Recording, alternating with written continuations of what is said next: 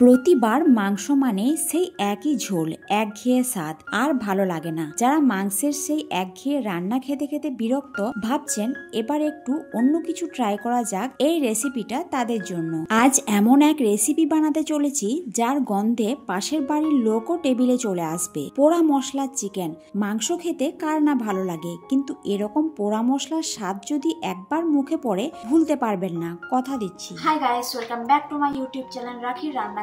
আমি রাখি, তো আবার নিয়ে চলে এলাম আপনাদের জন্য নতুন একটা রেসিপি। নানা ধরনের রেসিপি দেখার জন্য চ্যানেলটা অবশ্যই সাবস্ক্রাইব করে নেবেন। ভিডিওটা ভালো লেগে থাকলে লাইক কমেন্ট শেয়ার করবেন। তো আজকের রেসিপি শুরু করা যাক।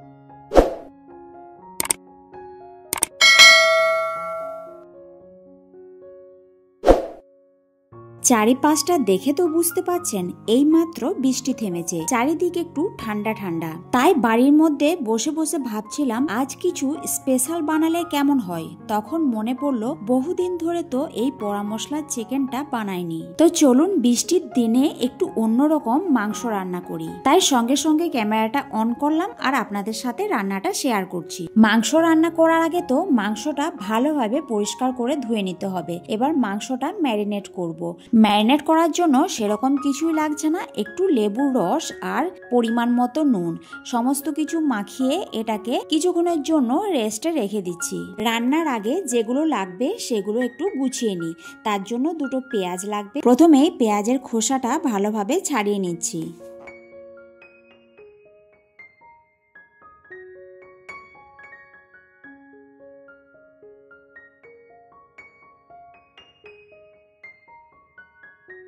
পেঁয়াজের খোসা তো খুব ভালোভাবে ছাড়ানো হয়ে গিয়েছে।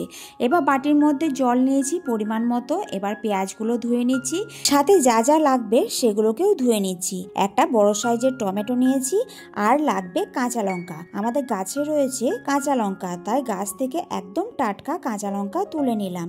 এখানে তো আমার 3টে মতো লঙ্কা লাগবে, তাই গাছ থেকে 3টেই লঙ্কা তুলে নিলাম। তার সাথে একটা গোটা রসুন দিলাম আর কিছুটা আদা। এবার এগুলো খুব ভালো করে ধুয়ে নেবো। ধুয়ে নিয়েছি দেখুন, আর জলটাকে ঝরিয়ে নিয়েছি। তো সমস্ত তো আমার ধোয়া হয়ে গিয়েছে। এবার সবার প্রথমে গ্যাসটা ধরিয়ে নিচ্ছি। গ্যাসটা ধরিয়ে এগুলোকে ভালো করে একটু পুড়িয়ে নেবো। তার জন্য সমস্ত কিছু এখানে দিয়ে দিচ্ছি। পোড়ানোর সময় খেয়াল রাখতে হবে যাতে ঠিকভাবে পোড়ে, আবার বেশি যেন পুড়েও না যায়। তাই গ্যাসের ফ্লেম একদম মিডিয়ামে করে দিচ্ছি।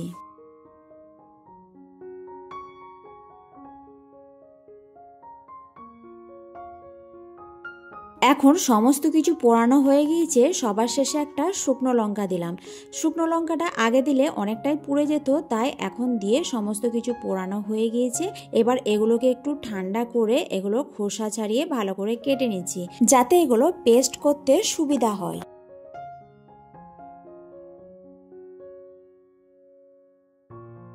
সমস্ত কিছু কিন্তু খুব ভালোভাবে পোড়ানো হয়েছে, কারণ ভিতরটা একদমই নরম হয়ে গিয়েছে। পেঁয়াজটা কেটে নিচ্ছি, এদিকে টমেটোর খোসাটাকেও ভালো করে ছাড়িয়ে নেব। কাটতে একটু সময় লাগলেও এই পোড়া মশলা যখন রান্নাতে পড়বে, এর স্বাদ কিন্তু একদমই পাল্টে যাবে। যে কোনো রান্না যদি শিলনোড়াতে বাটা মশলা দিয়ে করা হয়, তার টেস্ট একদমই আলাদা হয়ে যায়। একদম রান্নার আলাদা রকম একটা টেস্ট এনে দেয়। আর মিক্সার গ্রাইন্ডারের মধ্যে করলে টেস্টটা একটু বদলে যায় ঠিকই, কিন্তু সময় অনেক বাঁচে। সময় তো আমার হাতেও খুব কম, তাই এগুলোকে মিক্সির মধ্যেই পেস্ট করে নেব। আর যে কোনো জিনিসের খোসা ছাড়ানোর খুবই ধৈর্যের একটা কাজ।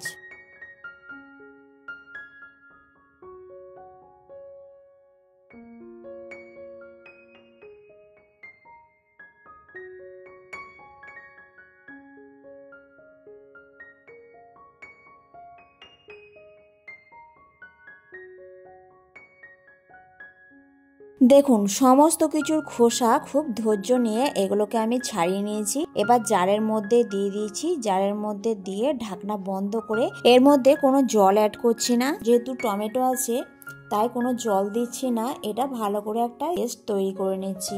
এই যে দেখুন, এর মধ্যে আমার পেস্ট তৈরি হয়ে গিয়েছে, একদম ভালো করে বেটে নিয়েছি এটা। এবার এটাকে এক সাইডে রেখে রান্নাটা এবার শুরু করা যাক। প্রথমে গ্যাসটা ধরিয়ে নিচ্ছি। গ্যাস ধরিয়ে একটা কড়াই বসিয়ে দিচ্ছি।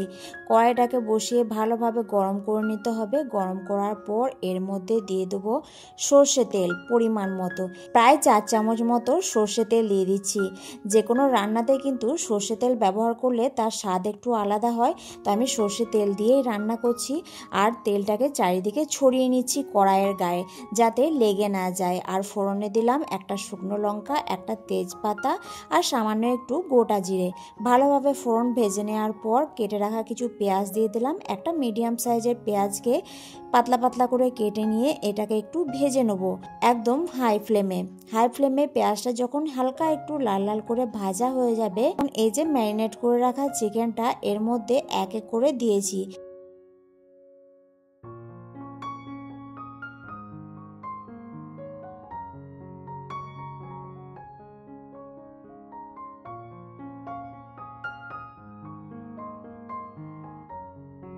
মাংসটা অ্যাড করে দিলাম। এবার মাংসটাকে একটু ভালো করে কষাতে হবে, একদম হাই ফ্লেমে মাংসটাকে ভালো করে একটু নাড়িয়ে নিচ্ছি।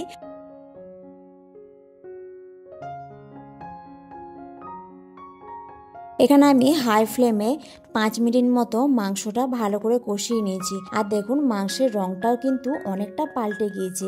এবার যে পেস্ট করে রাখা মশলাটা এর মধ্যে অ্যাড করে দিচ্ছি আর জারের মধ্যে সামান্য একটু জল নিয়ে ভালো করে এর মধ্যে দিয়ে দিচ্ছি। এবার কিন্তু ধৈর্য ধরে মাংসটাকে ভালো করে কষাতে হবে, তবে কিন্তু এর আসল স্বাদ পাওয়া যাবে। গ্যাসের ফ্লেমটা কিন্তু একদম মিডিয়ামে করে দিচ্ছি। মিডিয়ামে করে এটা ভালোভাবে কষাতে হবে, তবেই যে পোড়া মশলার যে গন্ধটা, যে ফ্লেভারটা চিকেনের মধ্যে ভালোভাবে আসবে। মশলাটা দিয়ে চিকেনের সাথে কিন্তু বেশ ভালোভাবে মিশিয়ে নিয়েছি আর মাংস থেকে কিন্তু অনেকটা জল ছেড়েছে। এবার এর মধ্যে সামান্য পরিমাণে একটু হলুদ দিয়ে দিচ্ছি। হলুদটা আপনারা না চাইলে নাও দিতে পারেন, এটা কিন্তু অপশনাল, এটা দেখতে ভালো লাগবে তাই জাস্ট হাফ চামচ হলুদ দিয়ে দিলাম। এবার সমস্ত কিছু ভালো করে মিশিয়ে এটাকে ভালো করে কষাতে হবে।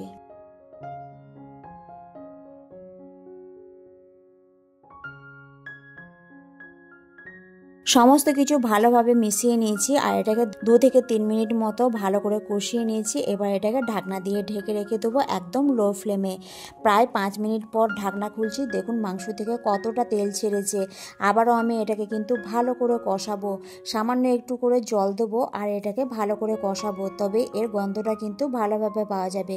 দেখুন মশলাটা একদম শুকনো শুকনো হয়ে গিয়েছে, ভালো করে কষানোও হয়ে গিয়েছে। আবার আমি একটু জল দিয়ে আবার আমি কষাচ্ছি যতক্ষণ না জলটা না শুকিয়ে যায়।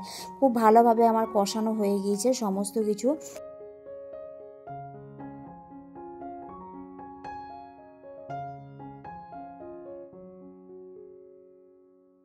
এর মধ্যে দিয়ে দিচ্ছি গরম জল পরিমাণ মতো, যতটা জল লাগবে ততটা জল দিয়ে দিচ্ছি।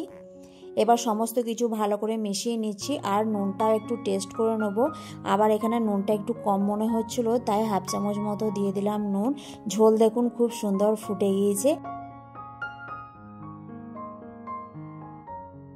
ঝোল তো ফুটে গিয়েছে, ঢাকনা চাপা দিয়ে মিডিয়াম ফ্লেমে এটাকে ভালো করে সেদ্ধ হতে দেবো।